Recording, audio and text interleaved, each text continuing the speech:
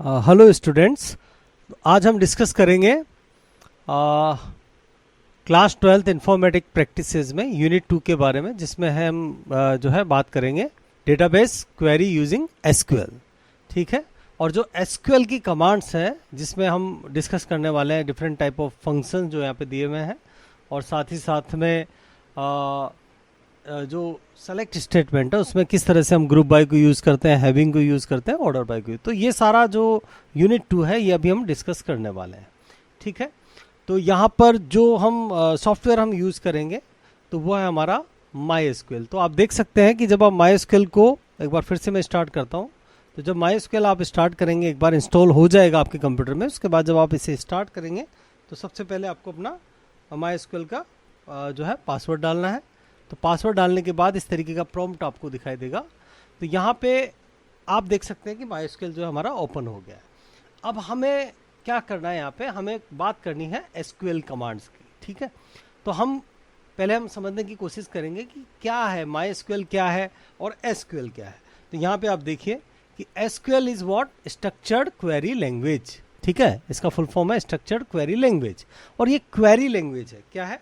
Query language. ठीक है, तो ये ध्यान रखिए आप कि ये एक लैंग्वेज है जिसमें you will find the different type of commands that is required to create, to process and to manage the database in different ways, RDBMS. तो ये जो एसक्यूएल है ये भी किसके अंदर यूज में आता है? आरडीबीएमएस में। अब आप बोलेंगे कि आरडीबीएमएस क्या है? ठीक है, तो यहाँ पे हम बात करते हैं आरडीबीएमएस का मतलब है रिलेशनल डेटाबेस मैनेजमेंट सिस्टम। ठीक है, तो देखो यहाँ पे सबसे पहले जो सबसे छोटी एंटिटी वो है हमारा डेटा।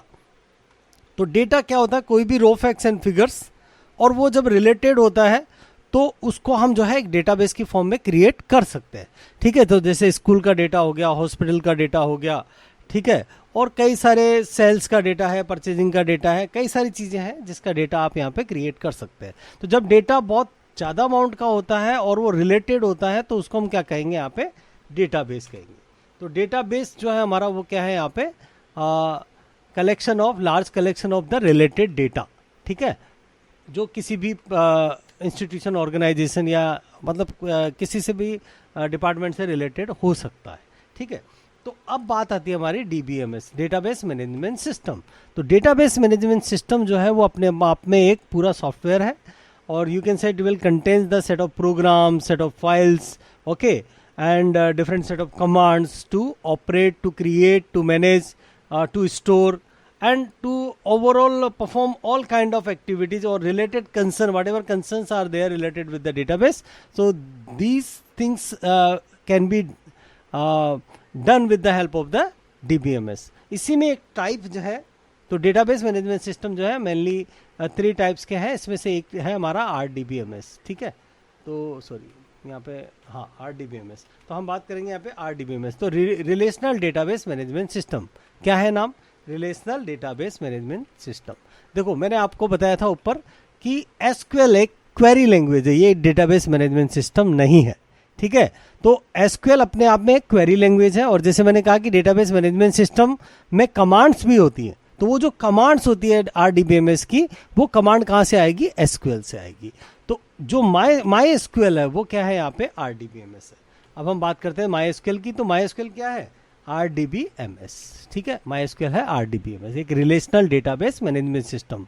तो मैनेजमेंट सिस्टम मतलब ये अपने आप में एक कंप्लीट फॉर्म में एक जो है सॉफ्टवेयर है, और जो डेटाबेस को जो है डील कर सकता है। इसमें हम डेटाबेस का सभी तरीके का क्रिएशन, स्टोरेज, मैनेजमेंट, ऑपरेशंस, सभी तरह से चीज़ें हम इसमें कर सकते हैं। और इसी में हम जो है कमांड्स के लिए हम किसको यूज़ कर रहे हैं? एसक्यूएल को यूज़ कर रहे हैं। I hope that it is clear that what is my SQL, what is SQL. Okay, अब हम बात करते हैं यहाँ पे कि एसक्यूएल में मैंने जैसे आपको बताया कि एसक्यूएल एक क्वेरी लैंग्वेज है, और यहाँ पे क्या होती है? कमांड्स होती हैं।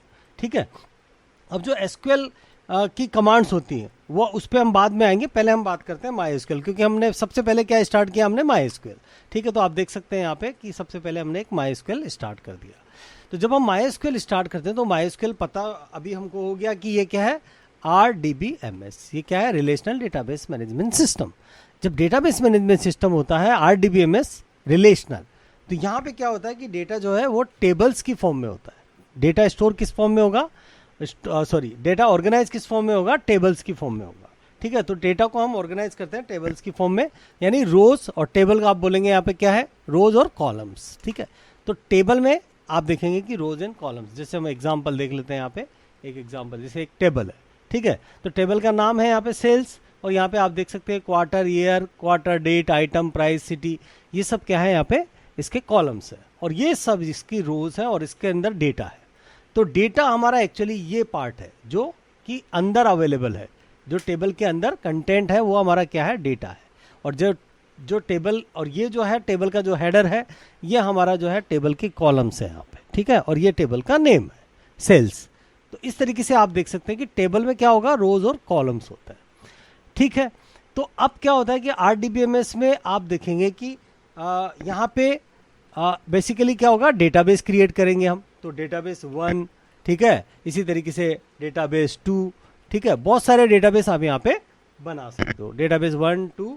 इसी तरीके से अगर आपको और डेटाबेस बनाने हैं, आप बहुत सारे डेटाबेस, तो जैसे मैं यहाँ पे बात करूँ कि भाई फाइनली हमने जो है डेटाबेस N बना दिया फॉर एग्जांपल। ठीक है, तो कहने का मतलब आप एक डेटाबेस भी ले सकते हैं, मल्टीपल डेटाबेस भी ले सकते हैं। अब देखो, एक डेटाबेस, तो पहले हमने क्या बनाना है, डेटाबेस बनाना है। तो सबसे पहले जैसे MySQL मैंने ओपन किया है, तो मेरा काम है सबसे पहले कि मैं अपने लिए एक डेटाबेस बनाऊं। ठीक है, या तो पुराना कोई डेटाबेस होगा उसको मैं यूज कर सकता हूं, या फिर मैं अपना डेटाबेस बना के यूज करूंगा। फॉर एग्जांपल, आपको अगर ये चेक करना है कि कितने डेटाबेस यहाँ पे अवेलेबल है, तो आपको देना है कमांड यहाँ पे, हम कैपिटल, अच्छा ये कैश सेंसिटिव लैंग्वेज नहीं है MySQL, तो SQL में जो कमांड्स होती हैं वो कैश सेंसिटिव नहीं होती हैं, तो आप स्मॉल केस अपर केस में दे सकते हैं। तो यहाँ पे हम क्या करते हैं, शो डेटाबेसेस। तो डेटाबेस कितने अवेलेबल है MySQL में, आपके जो MySQL इंस्टॉल्ड है उसमें, तो उसको चेक करने का तरीका है शो डेटाबेसेस। इस पर क्लिक किया, आप देख सकते हैं यहाँ पे जितने भी डेटाबेसेस हैं वो आ गए हमारे। ठीक है, अब फॉर एग्जांपल इतने डेटाबेस हैं यहाँ पे, इनमें से मुझे कोई एक पर्टिकुलर डेटाबेस सेलेक्ट करना है और उसके ऊपर मुझे काम करना है। तो मैं लिखूंगा यहाँ पे यूज, कमांड क्या है हमारा, यूज, और डेटाबेस का नाम, तो मैंने लिख दिया यूज टेम्प।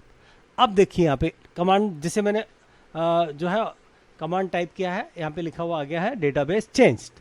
तो अब हम जो है यहाँ पे इस पर्टिकुलर डेटाबेस जिसका नाम क्या है टेम्प, इसके अंदर जो है अभी हम काम कर रहे हैं। ठीक है, तो यहाँ पे अब आप अगर देखेंगे कि इसमें टेबल हम, तो डेटाबेस में क्या होगा फर्दर, एक बार डेटाबेस आपने बना लिया, ठीक है, अच्छा सॉरी यहाँ पे हमने बनाया नहीं है, यहाँ पे हमने सिर्फ देखा है। ठीक है, तो हमने यहाँ पे देखा कि कितने डेटाबेसेस है, उसके बाद हमने एक को सेलेक्ट कर लिया। अब मान लीजिए मेरा मन करता है कि नहीं, इनमें से मुझे कोई भी डेटाबेस नहीं चाहिए, मुझे अपना एक अलग डेटाबेस चाहिए।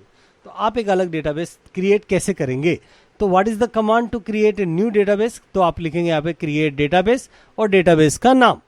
ठीक है, जैसे आपको नाम देना है मान लीजिए, तो यहाँ पे आप लिख दीजिए फॉर एग्जांपल डिपार्टमेंट। तो ये डिपार्टमेंट क्या हो गया, यहाँ पे एक डेटाबेस हो गया इस केस में। ठीक है, तो क्रिएट किया मैंने, अब देखो क्वेरी ओके हो गया। अब हम वापस से, अब देखो हमने पहले देखा था शो डेटाबेसेस, तो यहाँ पे इतने सारे जो है डेटाबेस आए थे। अब इसको देखते हैं हम कि क्या ये डिपार्टमेंट, यहाँ पे तो आपको डिपार्टमेंट नहीं मिलेगा। ठीक है, तो हम क्या करेंगे, यहाँ पे शो करते हैं आप, और फिर वापस से चेक करते हैं डेटाबेसेस। अब आपको ये डिपार्टमेंट भी इसमें दिखाई देगा, आप देख सकते हैं DEPT यहाँ पे आ गया है। अब इसको आपको यूज करना है, तो यूज DEPT। ठीक है, अब हम इस डेटाबेस, अब हम टेम्प में नहीं है, अब हमारा डेटाबेस चेंज हो गया है। ठीक है, और अब हम कौन से डेटाबेस में आ गए, डिपार्टमेंट डेटाबेस में आ गए। तो कहने का मतलब क्या हुआ यहाँ पे कि जो MySQL है उसके अंदर आप कई सारे डेटाबेस क्रिएट कर सकते हो। ठीक है, और उनमें से कोई एक पे आपको काम करना होता है। अब क्या होता है, देखो यहाँ पे कि हर डेटाबेस में क्या होगा, टेबल्स होंगी। तो यहाँ पे मैं टेबल 1 लेता हूँ, ठीक है, फिर मैं यहाँ पे दूसरा लेता हूँ, टेबल 2 लेता हूँ, ऐसे बहुत सारी टेबल मैं यहाँ पे ले सकता हूँ। ठीक है, तो टेबल भी बहुत सारी हो सकती है, डेटाबेस भी बहुत सारे हो सकते हैं। अब एक डेटाबेस में टेबल्स है और दूसरे डेटाबेस में भी टेबल्स आपकी हो सकती है। ठीक है, तो जैसे मैंने लिखा है यहाँ पे टेबल 1, आप देखेंगे कि सर आपने तो सेम ही नाम दे दिया है यहाँ पे। ठीक है, यहाँ पे भी टेबल 1, यहाँ पे भी टेबल 1, तो क्या ये पॉसिबल है, तो ये बिल्कुल पॉसिबल है अगर आपका डेटाबेस डिफरेंट है। जैसे डेटाबेस 1 है और डेटाबेस 2 है, तो इसमें सेम नाम की टेबल्स आप रख सकते हो, लेकिन डेटाबेस अलग होना चाहिए। तो एक पर्टिकुलर डेटाबेस में एक नाम की 2 टेबल नहीं एग्जिस्ट करेंगी, लेकिन अगर अलग डेटाबेस है तो आप उसमें क्रिएट कर सकते हो, it is possible. Okay, so I think so now, so first we have to decide that what kind of database we are going to use, and after that we have to select the database and then we have to create the tables. तो अब मैं जैसे यहाँ पे table create करना चाहता हूँ, जैसे मैंने डेटाबेस ले लिया DEPT, अब मैं फॉर एग्जांपल मैं टेबल क्रिएट करना चाहता हूँ, ठीक है। तो ये टेबल है, जैसे मेरा टेबल है यहाँ पे। तो टेबल क्रिएट करने का क्या तरीका है कि ये टेबल मुझे क्रिएट करना है। देखो टेबल क्रिएट करना, अब यहाँ पे टेबल क्रिएट करना इसके लिए, और ये जो डेटाबेस अभी हमने देख रहे हैं यहाँ पे कि हमने यूज टेम्प किया और क्रिएट डेटाबेस किया, तो ये सब क्या है कि कमांड्स हैं, और ये कमांड्स कहाँ से आती हैं, एसक्यूएल से आती है, ठीक है। तो एसक्यूएल जो है इसके लिए जो है काम करेगा यहाँ पे, और हम तो अब हम डिस्कस करते हैं अबाउट द एसक्यूएल कमांड्स। तो अब बहुत सारी कमांड्स हैं यहाँ पे। तो एसक्यूएल की जो कमांड्स हैं उसको हम कई सारी कैटेगरीज में डिवाइड करते हैं, जैसे DDL कमांड्स, ठीक है। देन हम बात करते हैं DML कमांड, ठीक है, TCL कमांड, DCL कमांड। तो इस तरीके से 4 मेजर कैटेगरीज में आप बोल सकते हैं यहाँ पे। यह है डेटा डेफिनेशन लैंग्वेज। तो यहाँ पे आपका जो क्रिएट होता है और जो ड्रॉप होता है, ड्रॉप से डिलीट होता है डेटाबेस या टेबल, ठीक है, और क्रिएट से डेटाबेस या टेबल क्रिएट होता है। तो ये 2 ही कमांड अभी हम डिस्कस करने जा रहे हैं। और जो DML है उसमें आप देखेंगे कि 4 जो है यहाँ पे मेजर कमांड्स हैं। एक तो है, आप बोल सकते हैं यहाँ पे इसको हम query command language, query command भी बोलते हैं, ठीक है। तो सेलेक्ट जो है, इसके बाद में इंसर्ट है, अपडेट है यहाँ पे, और डिलीट है, ठीक है। ये 4 कमांड जो है आपको इसमें ध्यान रखनी है। इसी तरह से ट्रांजेक्शन कंट्रोल है, डेटा कंट्रोल है। तो ये सब चीज़ें जो है डिफरेंट है। तो हमारे सिलेबस के अकॉर्डिंग, क्योंकि हम सिर्फ सेलेक्ट कमांड यहाँ पे डिस्कस करना है हमको as per the syllabus of class 12 for this year, ठीक है। तो हमें इस पे फोकस करना है, कौन सी कमांड पे, सेलेक्ट कमांड पे। तो लेकिन क्योंकि कमांड के लिए हमको टेबल तो क्रिएट करना ही होगा, तो प्रैक्टिकल पर्पज से भी आपको टेबल क्रिएशन आना चाहिए। तो टेबल क्रिएट करने का बहुत सिंपल सा जो है सिंटैक्स है, वो हम देख लेते हैं अभी। तो टेबल क्रिएट करने के लिए आपको क्या करना है, यहाँ पे देखिए, आपको लिखना है क्रिएट टेबल। ये फिक्स है, ये आपको एज इट इज लिखना है, ठीक है। Create table, after that you have to write the table name. अब फॉर एग्जांपल हमारा डिपार्टमेंट टेबल है और मेरा टेबल का नाम क्या दिया है मैंने यहाँ पे, एक जो हमारा एग्जांपल लिया है इसमें टेबल का नाम है सेल्स, ठीक है। तो हम क्या करेंगे, यहाँ पे लिखेंगे हम क्रिएट टेबल सेल्स, ठीक। अब इसके बाद आपको सेमीकोलन, अच्छा ये भी ध्यान देना है कि एसक्यूएल की जो कमांड्स है वो सेमीकोलन से टर्मिनेट होती हैं, ठीक है। तो मतलब मैक्सिमम कमांड में आप जो है सेमीकोलन से उसे टर्मिनेट करते हो, तो आपको यहाँ पे सेमीकोलन नहीं देना क्योंकि ये कंप्लीट नहीं हुआ, ठीक है, अभी कंटिन्यूएशन में। तो नेक्स्ट लाइन पे भी आप कंटिन्यू कर सकते हैं। अब यहाँ पे आपको ब्रैकेट लगाना है, कौन सा, पैरेंथेसिस, स्मॉल ब्रैकेट, ठीक है। ये लगाने के बाद आपको पहले देना होता है कॉलम का नेम। देखिए फर्स्ट कॉलम का नेम क्या है, सॉरी इसमें से हम चलते हैं डायरेक्ट टेबल पे, क्वार्टर, ठीक है। तो ये हम यहाँ से भी कॉपी कर सकते हैं और चाहे तो वहाँ पे लिख दो।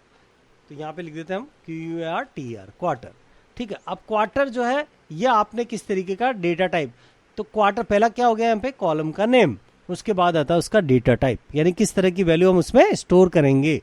तो यहाँ पे डेटा टाइप जो है, अब यहाँ पे देखो क्या लिखा है, Q1, तो किस तरीके का डेटा टाइप हो सकता है, ये डेफिनेटली स्ट्रिंग होगा यहाँ पे, क्योंकि अल्फा न्यूमेरिक हो गया। तो अल्फा न्यूमेरिक हो गया तो क्या हो गया यहाँ पे, स्ट्रिंग। तो स्ट्रिंग के लिए 2 तरह का डेटा टाइप होता है, एक तो कैरेक्टर होता है और एक वेर कैरेक्टर होता है, ध्यान रखिए। तो वेर कैरेक्टर और ब्रैकेट में आपको देना होता है कि कितने कैरेक्टर का। अब देखो यहाँ पे क्या है, साइज कितना लग रहा है, 2 कैरेक्टर का लग रहा है। तो हमें भी यहाँ पे 2 ही कैरेक्टर देना चाहिए, क्योंकि अगर हम ज़्यादा कैरेक्टर देंगे तो इससे क्या होगा, हमारा मेमोरी जो है वो यहाँ पे।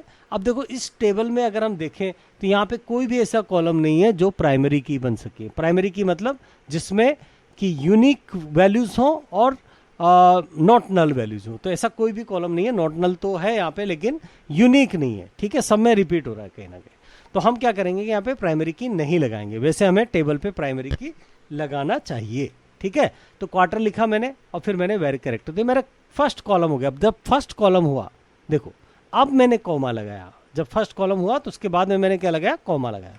अब मैं सेकंड कॉलम पे आता हूँ, कॉलम क्या है, ईयर। अब ईयर आप देख सकते हो यहाँ पे हम इंटीजर भी दे सकते हैं, क्योंकि वैल्यू इस तरीके का दिखाई दे रहा है हमें, तो आप चाहो तो इंटीजर दे दीजिए, इंट दे सकते हैं यहाँ पे इंटीजर के लिए, ठीक है। फिर उसके बाद आपने दिया है मतलब आपने दिया कॉमा दे दिया, ठीक है। अब दूसरा कॉलम भी हो गया, अब तीसरा कॉलम। तो इसका नाम देखो यहाँ पे क्या है, सेल_डेट। कभी भी नाम में स्पेस नहीं देना है हमको, ये ध्यान रखना है, ठीक है। सेल_डेट, ठीक है, ये दे दिया। अब ये देखो यहाँ पे डेटा टाइप क्या लग रहा है, यहाँ पे डेट डेटा टाइप लग रहा है। और एक चीज़ और ध्यान रखनी है कि जो माई एसक्यूएल है उसमें जो डेट फॉर्मेट है वो इस तरीके का सपोर्ट किया जाता है। पहले क्या आता है, ईयर आता है, Y Y Y Y dash M M dash D D. तो ये पैटर्न आपको फॉलो करना है यहाँ पे। जब हम एंट्री करेंगे वैल्यूज़ तो कैसे एंट्री करेंगे, वाई वाई वाई यानी ईयर पहले आएगा, तो इसी फॉर्मेट में आपको एंटर करना है। अब हम बात करते हैं आइटम। तो आइटम आप देख सकते हैं, अब आपको पता लग गया होगा कि इसमें क्या देना है, वेर कैरेक्टर।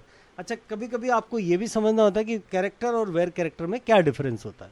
तो कैरेक्टर में क्या होता है कि साइज फिक्स हो जाती है, और वेर कैरेक्टर में क्या होता है कि साइज वेरी करता है। क्या मतलब हुआ इसका, मतलब ये हुआ कि जब हम वैल्यू स्टोर करेंगे, जैसे क्वार्टर में वैल्यू स्टोर करेंगे, तो क्वार्टर में वैल्यू कितने कैरेक्टर की हो सकती है, सिर्फ 2 कैरेक्टर की। इसी तरीके से जैसे आइटम की बात करते हैं, अब यहाँ पे क्या हो रहा है, आप देख सकते हैं यहाँ पे कि हब में 3 कैरेक्टर हैं यहाँ पे, ठीक है, कंप्यूटर में कुछ ज़्यादा कैरेक्टर हैं, तो किसी में, तो यहाँ पे जो साइज है वो फिक्स नहीं है, वहाँ पे साइज फिक्स था, तो यहाँ पे आप क्या दे सकते हैं, कैरेक्टर। सॉरी, यहाँ पे हमने वेर कैरेक्टर दिया, वेर कैरेक्टर की जगह हमको क्या देना था, एक्चुअली कैरेक्टर देना था, किसमें, क्वार्टर में, लेकिन हमने वेर कैरेक्टर दिया, तो वो भी ठीक है, कोई बात नहीं। लेकिन यहाँ पे आप क्या कर सकते हैं कि वेर कैरेक्टर ही देना है इस केस में आपको, और मैक्सिमम आप चाहे तो 20 दे दो।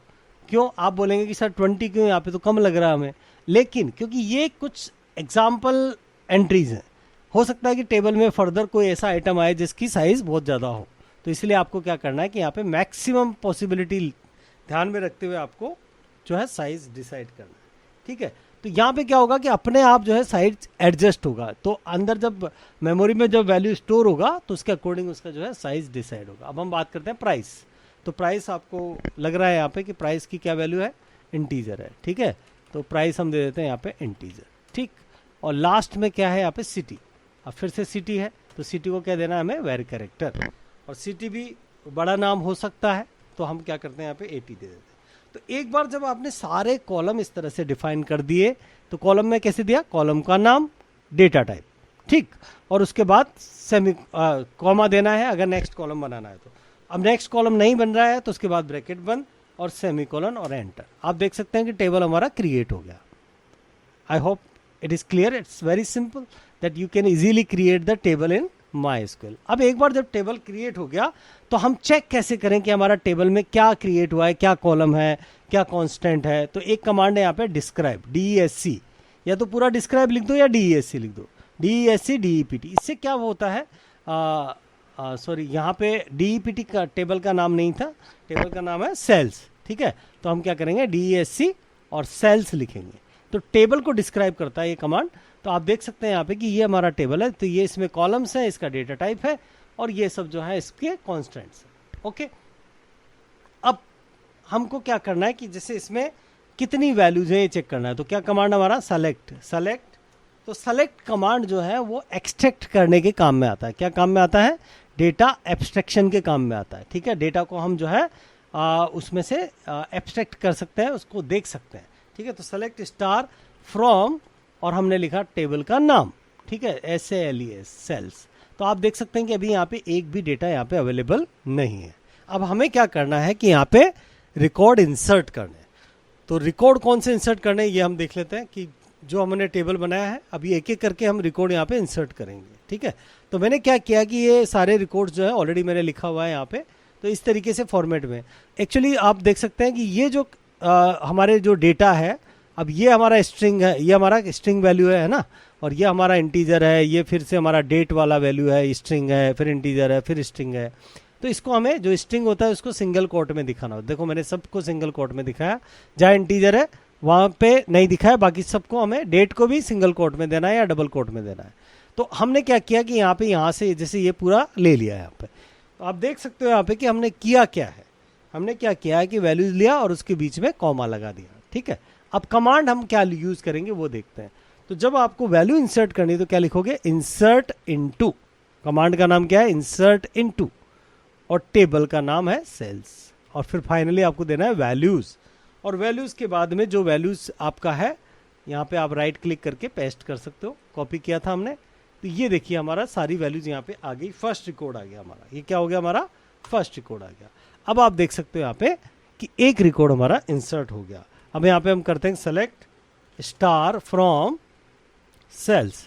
तो तो जब आप ऐसा करेंगे तो आप देखेंगे कि एक रिकॉर्ड यहाँ पे एंटर हो गया। अब आप चाहते हो कि नहीं एक हम मल्टीपल एंट्री एक साथ कर सकते हैं, तो वो भी पॉसिबल है। यहाँ पे आप मल्टीपल एंट्री भी एक साथ कर सकते हो। जैसे हम सेकंड यहाँ से लेते हैं, सेकंड से लेके मैं सारा ले रहा हूँ लास्ट तक, और देखो हर रिकॉर्ड के बाद में क्या है, कॉमा लगा दिया हमने, ठीक है। तो लास्ट रिकॉर्ड को छोड़ दिया है, उसमें कॉमा नहीं है, बाकी सब में कॉमा है। अब मैं क्या करूँगा, यहाँ पे कमांड दूंगा, यहाँ पे सेम वही कमांड, इंसर्ट इनटू, टेबल का नेम सेल्स, वैल्यूज सेम, यहाँ तक सेम है, ठीक है। इसके बाद हमें क्या करना है कि जो वैल्यूज है उसको हमें एक साथ देना है, यानी जितने भी कॉलम हमारे, अब देखो इस तरीके से दे दिया।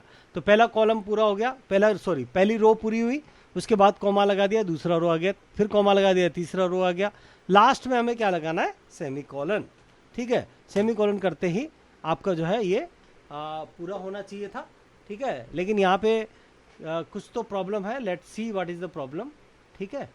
तो यहाँ पे हमें चेक करना होगा कि क्या प्रॉब्लम है यहाँ पे।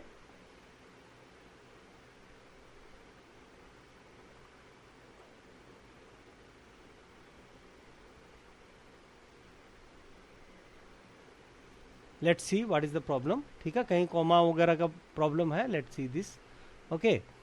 So let us find out. Line number 1 में बता रहे हैं कि यहाँ पे प्रॉब्लम है, okay. Line number 1, let's see.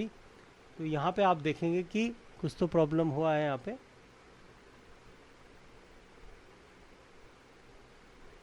Problem क्या नज़र आया आपको कि हमने यहाँ पे क्या किया कि जो वैल्यूज़ हैं उनके बीच में हमने कॉमा प्लेस नहीं किया है। हमने क्या प्लेस नहीं किया है, कॉमा प्लेस नहीं किया है, ठीक है। तो ये पूरा कमांड हमको दोबारा लिखना पड़ेगा, क्योंकि हमने क्या किया, वैल्यूज़ को सेपरेट नहीं किया, किससे, कॉमा से, ठीक है। तो ये हमारा एक एरर हो गया यहाँ पे, इसको हमें करेक्ट करना है अभी, ओके। Let's see this. तो एरर्स इस तरीके से कभी कभी जो है अगर हम ध्यान नहीं देंगे तो फिर होता है, तो उसको आपको जो है करेक्ट करना होता है, ठीक है। तो ये सबको हमने जो जितनी भी वैल्यूज है उसको हमें कॉमा से सेपरेट करना होगा, ठीक। तो ये हम अभी सेपरेट कर देते हैं यहाँ पे कॉमा से, सारी वैल्यूज सेपरेट हो रही हैं अभी। और इसके बाद तो ये माउस और ये जो आइटम नेम है उसको हमें सेपरेट करना है। उसके बाद प्राइस को भी सेपरेट करना है हमें, ठीक है। ये हो गया। अब प्राइस को सेपरेट कर लेते हैं हम, 700 हो गया, 900, 1200 नल। तो जितने भी प्राइस है उसको भी हमें सेपरेट करना है। और एक भी यहाँ पे एक्चुअली एक एक्स्ट्रा भी नहीं लगना चाहिए, ये भी ध्यान रखना है हमें। अगर एक भी एक्स्ट्रा लगेगा तो फिर तो भी ये काम यहाँ पे नहीं करेगा, ठीक है। अब हमारा ये लगता है कि कंप्लीट है। तो अब हम वापस से ट्राई करते हैं, देखते हैं। तो यहाँ पे देखो नल के बाद नहीं लगा है कॉमा, तो ये भी कॉमा में लगाना है। तो जितनी भी वैल्यूज है उसको प्रॉपरली आप जो है टाइप करिए और उसके बाद आप जो है इसको रन करिए, ठीक है। तो कमांड वापस लिखते हैं हम यहाँ पे, वापस से लिखते हैं। क्या लिखेंगे हम, इंसर्ट थोड़ा ऊपर ले लेता हूँ मैं इसे, कमांड हमने वो कॉपी कर रखा है। तो हम लिखेंगे यहाँ पे इंसर्ट इनटू, और टेबल का नेम क्या है, सेल्स, और फिर आएगा वैल्यूज, ठीक। इसके बाद हम कर देंगे पेस्ट। तो राइट क्लिक करके आपको पेस्ट करना है, ये पेस्ट हो गया यहाँ पे। अब देखिए, अब ये यहाँ पे आप चाहो तो चेक कर सकते हो कि सही है कि नहीं है। इसके बाद लास्ट में आपको क्या करना है, सेमीकोलन। अब देखो 14 रोज हमारी एंटर हो गई एक साथ। तो इस तरीके से आप मल्टीपल रोज को भी एंटर कर सकते हो। तो इसको हम क्या करेंगे अभी, सेलेक्ट स्टार फ्रॉम सेल्स, तो हमें सारा डेटा इसका मिल जाएगा। अब देखो हमारे पास एक अच्छा सा हमारा टेबल जो है क्रिएट हो गया है, और उसमें सारे कुछ रिलेटेड डेटा भी जो है यहाँ पे हमको मिल गए। अब यही टेबल का डेटा हम जो है आगे फंक्शंस के लिए यूज करने वाले हैं। तो अभी तक हमने क्या देखा है यहाँ पे कि कैसे डेटाबेस क्रिएट करना है, कैसे डेटाबेस को यूज करना है, कैसे टेबल क्रिएट करना है, और कैसे जो है टेबल की डिटेल को देखना है। उसके बाद में सेलेक्ट कमांड से हम उसके डेटा को कैसे चेक करते हैं, और इंसर्ट कैसे करना है। तो ये अभी तक हमने डिस्कस किया। अब हम आते हैं हमारा सिलेबस की तरफ, ठीक है। तो जो पाइथन जो MySQL का जो SQL का सिलेबस है, यानी यूनिट 2 है इस बार जो IP के अंदर, तो वो सबसे पहले बात करते हैं मैथमेटिकल फंक्शंस की। अब ये जितनी भी कमांड जो यहाँ पे डिस्कस करेंगे हम, वो सारी कमांड किस पे आएंगी हमारी सेलेक्ट कमांड पे। ये सब में कौन सा स्टेटमेंट यूज में आएगा, सेलेक्ट स्टेटमेंट यूज में आएगा। तो देखिए सेलेक्ट स्टेटमेंट के लिए हम जो है पहले समझने की कोशिश करते हैं कि सेलेक्ट स्टेटमेंट क्या काम करता है। सेलेक्ट स्टेटमेंट डेटा एब्स्ट्रैक्शन का काम करेगा, ठीक है। तो डेटा को हम जो है फैच कर सकते हैं डिफरेंट तरीके से। भाई टेबल का हमारा जो डेटा है तो उसमें से हमें हम उसको रिट्रीव कर सकते हैं डेटा को, और कई तरीके से हम उसको फिर फर्दर यूज़ कर सकते हैं। तो यहाँ पे आप देखोगे कि सेलेक्ट आ रहा है, ठीक है। सेलेक्ट के साथ में हम क्या लगा सकते हैं, कॉलम्स का नेम, कॉलम नेम्स दे सकते हैं, ठीक है। और एक होता है स्टार लगा सकते हो आप, ठीक है। ऑब्लिक कर देते हैं हम यहाँ पे, तो स्टार ऑब्लिक स्टार ऑब्लिक आप फंक्शंस लगा सकते हो, ठीक है। तो ये तीन चीज़ें जो है मेनली हम जो है यूज़ करते हैं यहाँ पे। तो ये ध्यान रखना होगा आपको, कुछ चीज़ें याद करनी पड़ेगी आपको। तो आप क्या क्या लगा सकते हैं सेलेक्ट के साथ में, कॉलम्स का नेम, स्टार और फंक्शंस। सेलेक्ट जो होगा वो डिसाइड करेगा कि कौन से कॉलम आप लेने वाले हैं। जैसे हमारा ये टेबल है, ठीक है। तो ये जो टेबल है हमारा अभी, तो इसमें से कौन से कॉलम आप सेलेक्ट में सबसे पहले बात किसकी होती है, कॉलम्स की। तो सेलेक्ट जो है कॉलम्स को डिसाइड करेगा कि कौन से कॉलम से डेटा आप लेना चाहते हो। अगर आपने स्टार लगा दिया इसका मतलब डेटा सभी कॉलम से आएगा, ठीक है। तो कॉलम का कोई फिल्टरेशन वहाँ पे नहीं हुआ। अगर कॉलम को फिल्टर करना है तो या तो कॉलम्स का नेम दो या फंक्शन लगाओ, वो भी किसी पर्टिकुलर कॉलम पे। अब इसके बाद हम क्या करेंगे, हम लिखेंगे यहाँ पे फ्रॉम लिखा, और हमने लिखा है यहाँ पे टेबल नेम। तो अभी हमें एक ही टेबल, क्योंकि यहाँ पे क्या है देखिए, सिलेबस में वापस से चलते हैं हम। जब हम बात करते हैं, ये जो हम बात कर रहे हैं यहाँ पे group by, having, order by, तो एक ही टेबल पे जो है ये काम होता है। तो जब हम जॉइंस अगर हम पढ़ते हैं तो हम 2 या 2 से ज़्यादा टेबल की बात करते हैं। अभी हम क्या कर रहे हैं यहाँ पे, एक ही टेबल की बात करेंगे। तो फ्रॉम टेबल नेम, तो पहला क्या हो गया, सेलेक्ट हो गया, फिर फ्रॉम हो गया। तो फ्रॉम क्या डिसाइड करेगा, टेबल का नेम, भाई किस टेबल पे आपको काम करना है। ये 2 सीक्वेंस भी ध्यान रखना है आपको, पहले सेलेक्ट आएगा उसके बाद फ्रॉम आएगा। उसके बाद आप क्या लगा सकते हो, यहाँ पे देखो वेयर लगा सकते हो। क्या लगा सकते हो, वेयर में क्या लगाना है आपको, कंडीशन। इससे क्या फ़ायदा होगा, देखो हमने कहा कि सेलेक्ट कमांड से कॉलम डिसाइड होता है। तो वेयर क्या फिल्टर करेगा, रोज को फिल्टर करेगा। वेयर किसको फिल्टर करेगा, रोज को। जैसे अभी हमने कमांड दिया है, ठीक है। अभी हमने कमांड क्या दिया था, सेलेक्ट स्टार फ्रॉम सेल्स। जब हमने कमांड दिया सेलेक्ट स्टार फ्रॉम सेल्स, तो हमें सारे कॉलम मिले। क्यों मिले कॉलम्स, क्योंकि हमने स्टार लगाया, ठीक है। और फ्रॉम सेल्स, इसके बाद हमने वेयर नहीं लगाया, तो आप देखेंगे कि सारे रो भी आपको मिल गए। तो अगर आपको सारे रो नहीं चाहिए और कुछ ही रो चाहिए जो इस कंडीशन को सेटिस्फाई करेंगे, तब आपको ये वेयर लगाना पड़ेगा, ठीक है।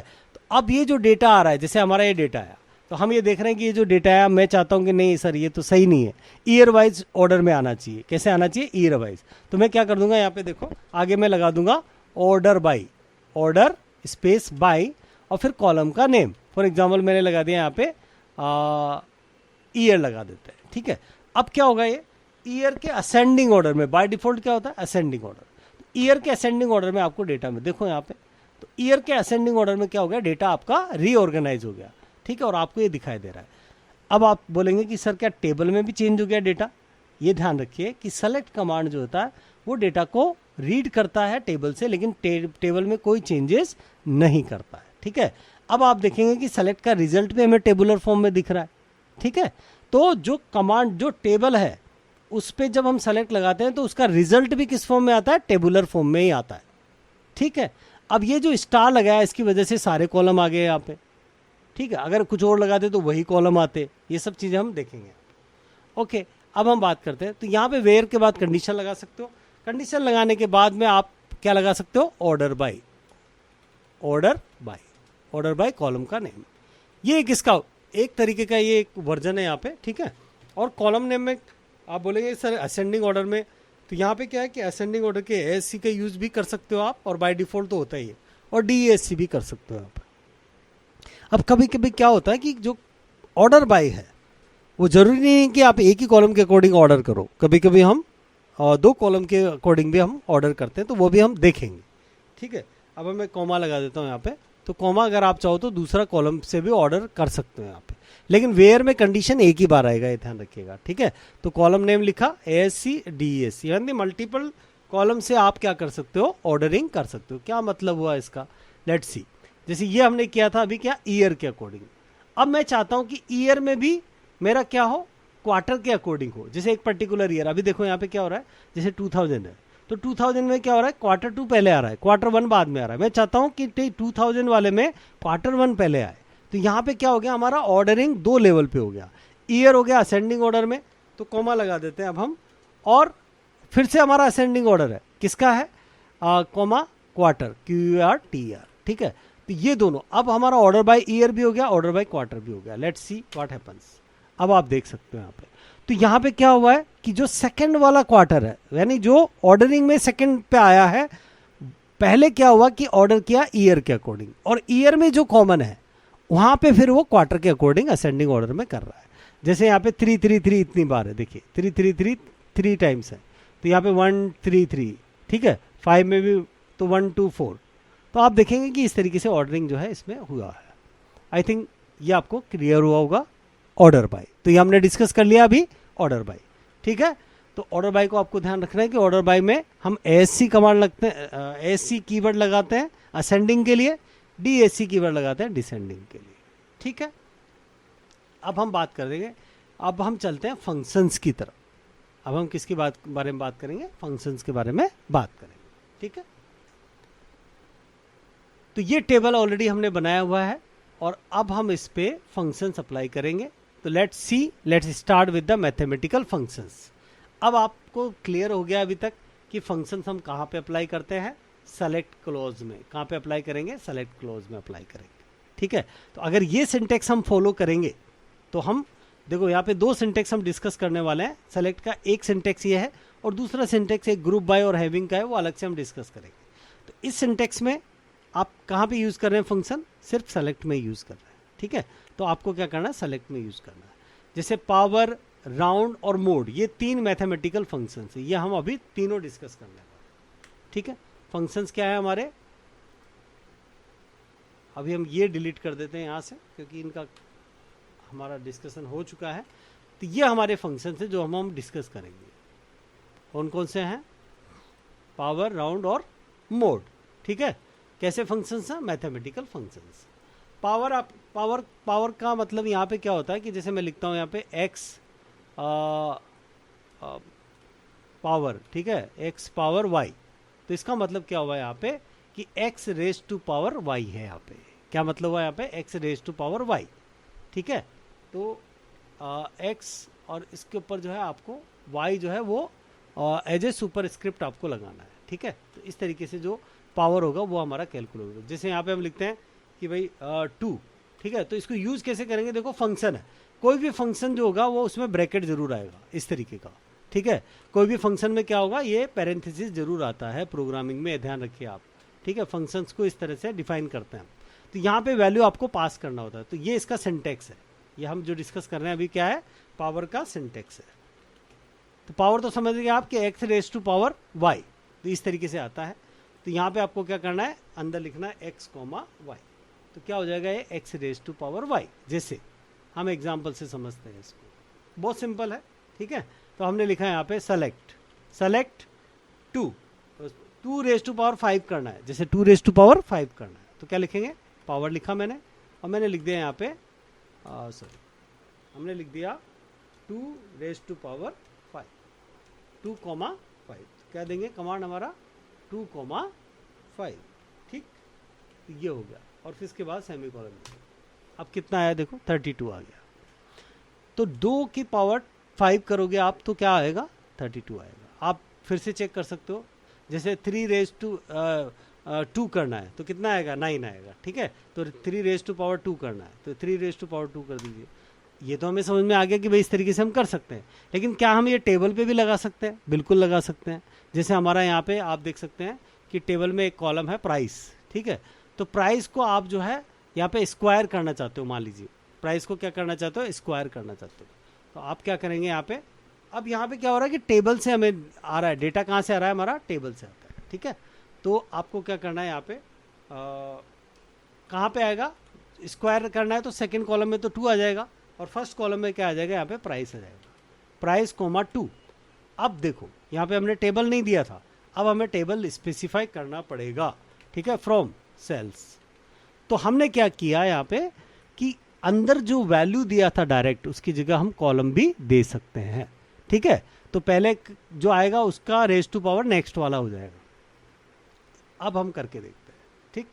अब देखो यहाँ पे तो यहाँ पे क्या हुआ है कि जो प्राइस है उसका रेज टू पावर 2 हो गया है। तो इस तरीके की वैल्यूज हमें मिल रही है अभी। Is it clear? I think. और देखो कॉलम का नेम क्या बन के आया है टेबुलर फॉर्म में, जो आउटपुट है उसमें, तो जो यहाँ पे है वही आएगा कॉलम का नेम। अगर आपका कॉलम अगर डायरेक्ट नहीं मिल रहा है, कहाँ से? टेबल से। अगर आपने जो सेलेक्ट में यहाँ पे जो मेंशन किया है वो डायरेक्टली एग्जिस्ट नहीं करता है टेबल में, तो वो जो आपने यहाँ पे लिखा है एज इट इज वो यहाँ पे कॉलम बन जाता है। ठीक है, तो ये ध्यान रखना है। ओके, तो ये हो गया हमारा पावर फंक्शन। अब हम बात करते हैं मोड फंक्शन। पहले हम मोड फंक्शन की भी बात करेंगे यहाँ पे। तो मोड फंक्शन में क्या होता है, देखो मोड फंक्शन देता है यहाँ पे, मोड फंक्शन देगा, मोड फंक्शन ये रिटर्न करेगा यहाँ पे रिमाइंडर ऑफ डिवीजन। ठीक है, तो न्यूमेरिक डिवीजन की बात कर रहे हैं, तो न्यूमेरिक डिवीजन में रिमाइंडर, जैसे मैं बात करता हूँ भाई 5 मोड, अगर मैं लिखता हूँ इस तरीके से, मान लीजिए 5 मोड, तो यहाँ पे मोड फंक्शन की बात हो रही है, इसलिए हम क्या करेंगे, इसको फंक्शन के रूप में लेंगे। तो ब्रैकेट आएगा यहाँ पे, मैंने बताया फंक्शन में ब्रैकेट जरूर आता है। ठीक है, अब मैं लिखता हूँ यहाँ पे कि 5 मोड 2 हो गया फॉर एग्जांपल, तो यहाँ पे क्या आना चाहिए, रिमाइंडर क्या आएगा, अगर 5 को हम 2 से डिवाइड करेंगे तो रिमाइंडर आएगा 1। ठीक है, तो अब ये आप यहाँ पे करके देख सकते हो। तो हम लिख देते हैं यहाँ पे सेलेक्ट, अब यहाँ पे कोई टेबल से डेटा नहीं आ रहा है तो आप डायरेक्ट लिख दो मोड। ठीक है, और लिखिए यहाँ पे 5,2, 5,2, अब आपका आ गया 1। ठीक है, इसी तरीके से अगर मान लीजिए अगर आप देंगे 3 तो क्या आएगा, रिमाइंडर 2 आएगा। ठीक है, और अगर आप देंगे यहाँ पे 5.5 दे दो तो फिर रिमाइंडर क्या आ जाएगा, 2.5। ठीक है, तो ये आपको ध्यान रखना है कि भाई इंटीजर भी हो सकता है, फ्लोट भी हो सकता है, उसके अकॉर्डिंग जो है जो भी रिमाइंडर बचता है, मतलब जो एक बार कंप्लीटली जो डिवाइड हुआ उसके बाद में जो बच गया है वो वैल्यू हमारा क्या रह गया, रिमाइंडर रह गया, तो वो रिटर्न करेगा यहाँ पे।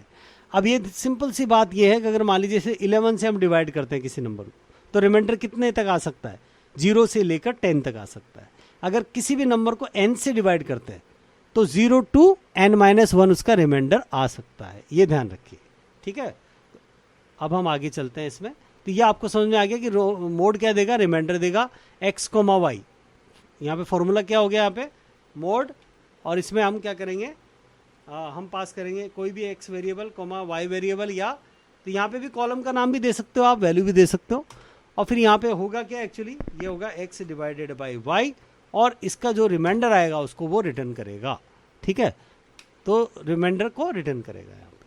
ओके, तो आई होप कि ये भी आपको क्लियर होगा। जैसे हम बात करते हैं यहाँ पे प्राइस की, ठीक है, तो आप क्या करें कि प्राइस को इससे डिवाइड कर दीजिए। ठीक है, और लेकिन प्राइस कहाँ से आएगा, टेबल से, तो टेबल का नाम मेंशन करना ज़रूरी है।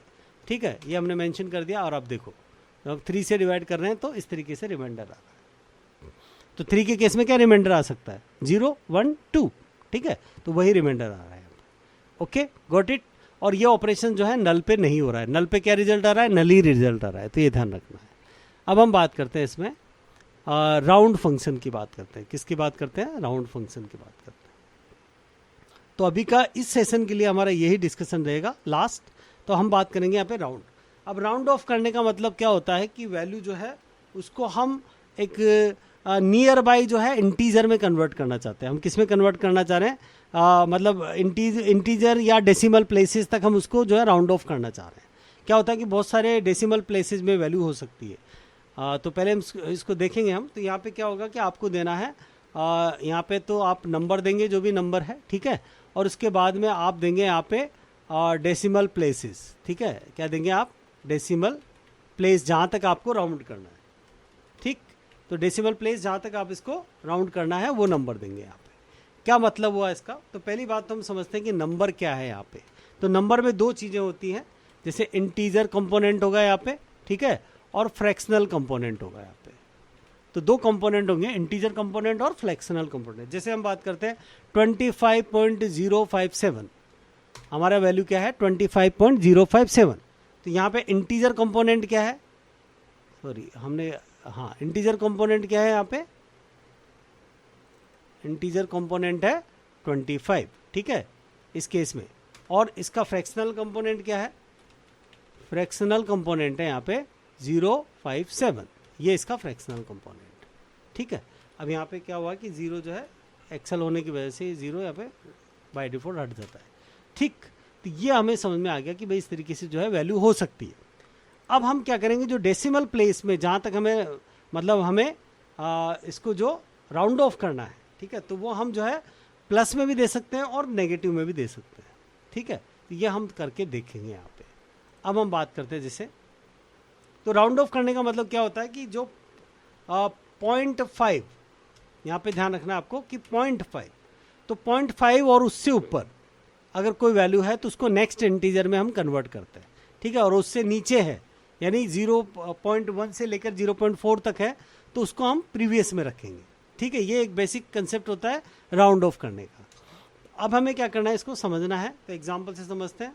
जैसे मैं लेता हूँ यहाँ पे सेलेक्ट, ठीक, और मैंने लिखा राउंड, और फिर एक वैल्यू लेते हैं, जैसे यही वैल्यू लेते हैं 125, और भी ले लेते हैं यहाँ पे 125,719, ये ले लिया मान लीजिए। पॉइंट लगा देते हैं हम 7253, ये दे दिए, ये हमारा वैल्यू है फॉर एग्जांपल।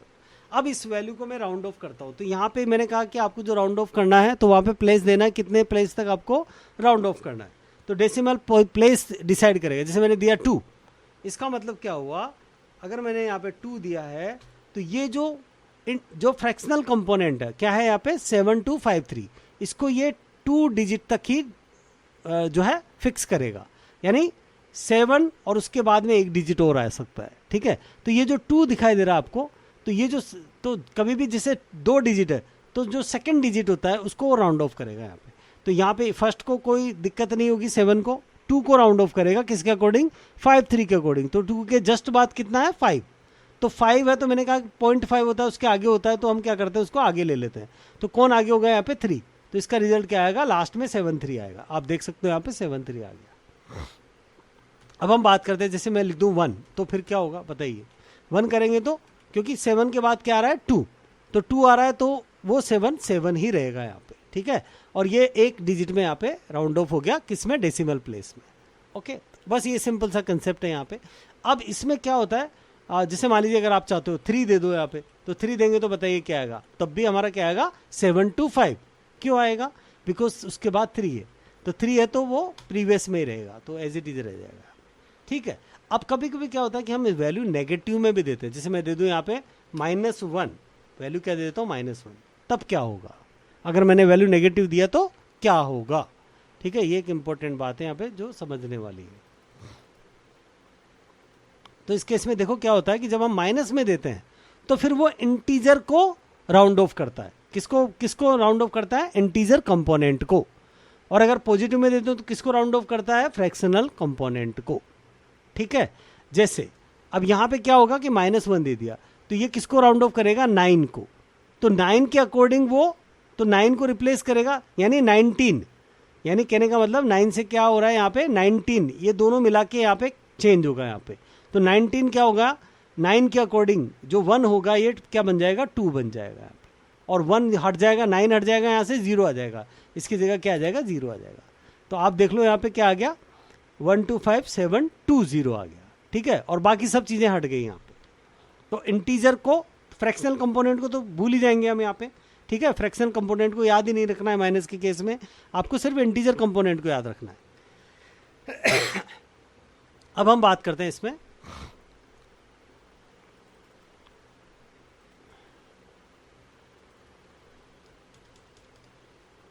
तो हाँ, तो अब हम इसमें देखेंगे कि भाई और हम इसमें क्या कर सकते हैं। ठीक है, तो जैसे यही हमने लिया और यहाँ पे अगर मैं -2 कर दूँ तो क्या होगा। ठीक है, तो 2 कर दिया तो फिर क्या होगा, ये 719, तो 7 को ये देखेगा यहाँ पे, 7 के जस्ट आगे क्या है, 1 है। ठीक है, तो 7 के आगे क्या हो जाएगा, 1 की वजह से क्या होगा, 7 ही रहेगा और आगे 0 लग जाएगा यहाँ पे। ठीक है, तो इस तरीके से अगर मैं 3 कर दूँ तो इस केस में क्या होगा, देखो 3 किया तो 125। ठीक है, तो जो 3 प्लेस है उसको ये राउंड ऑफ करेगा, मतलब 719 को, और उसके रिफ्लेक्शन किस पे आएगा, 5 पे आएगा। ठीक है, तो 5 क्या हो जाएगा यहाँ पे, 6 हो जाएगा। ठीक है, क्यों होगा, क्योंकि 7 है इसलिए। ठीक है, उसके जस्ट बाद 7 है तो 6 हो गया। ठीक है, अब हम करते हैं यहाँ पे 4, अब 4 कर रहे हैं तो क्या होगा, 4 डेसिमल डिजिट्स, यानी 9175, अब इसका रिफ्लेक्शन किस पे आएगा, 2 पे आएगा, और ये सब 0 हो जाएंगे, ठीक है। तो 2 5 की वजह से क्या हो जाएगा, 3 हो जाएगा, 1 3, और 4 टाइम 0। तो इस तरीके से अगर हम -5 करेंगे तो क्या होगा, -5 करेंगे तो 1, और लास्ट में 5 टाइम 0, ठीक। और अगर 6 कर देंगे तो क्या होगा, क्योंकि लास्ट हो गया ये, तो 6 कर देंगे तो फिर 0 आ जाएगा हमारा। ओके, तो ये ध्यान रखना है आपको। इसी तरीके से क्या होता है, अगर हम प्लस की बात करते हैं, अगर आप कहेंगे भाई प्लस में सर अगर हमने कुछ भी नहीं किया, मान लो यहाँ पे 0 दे दिया तो क्या होगा, अगर हमने 1 भी नहीं दिया तो फिर वो क्या करेगा, इंटीजर में इसको राउंड ऑफ करेगा। यानी यहाँ पे क्या हो जाएगा, पूरा जो इंटीजर कंपोनेंट है 1 2 5 7 1 9, ये जो 0.7 है इसकी वजह से क्या हो जाएगा, लास्ट में 2 0 हो जाएगा, ठीक है। ये ध्यान रखना है, लास्ट में क्या हो गया, 2 0 हो गया। ओके, तो ये बात आपको ध्यान रखनी है। और अगर मान लो हम ऐसा करते हैं कि हम यहाँ पे जैसे 4 है और हमने 5 दे दिया, तो 5 दे दिया तो कोई बात नहीं, सेम रहेगा रिजल्ट, ठीक है। हाँ सॉरी, आगे इसमें 0 ऐड हो जाएगा, तो 0 ऐड होने का कोई मतलब यहाँ पे रहता नहीं है, लास्ट में 0 ऐड होने से कोई दिक्कत नहीं होती है। तो आप उसमें इस तरीके से दिखाएंगे। अब 6 कर देंगे तो एक और 0 यहाँ पे ऐड हो जाएगा, ठीक है। बस इस तरीके से। तो ये है हमारा राउंड फंक्शन। उम्मीद करता हूँ कि आप लोगों को ये समझ में आया होगा कि किस तरीके से हम जो है सेलेक्ट पे ये जो मैथमेटिकल फंक्शंस हैं इसको हम अप्लाई कर सकते हैं। Thank you very much. बाकी हम नेक्स्ट सेशन में डिस्कस करेंगे।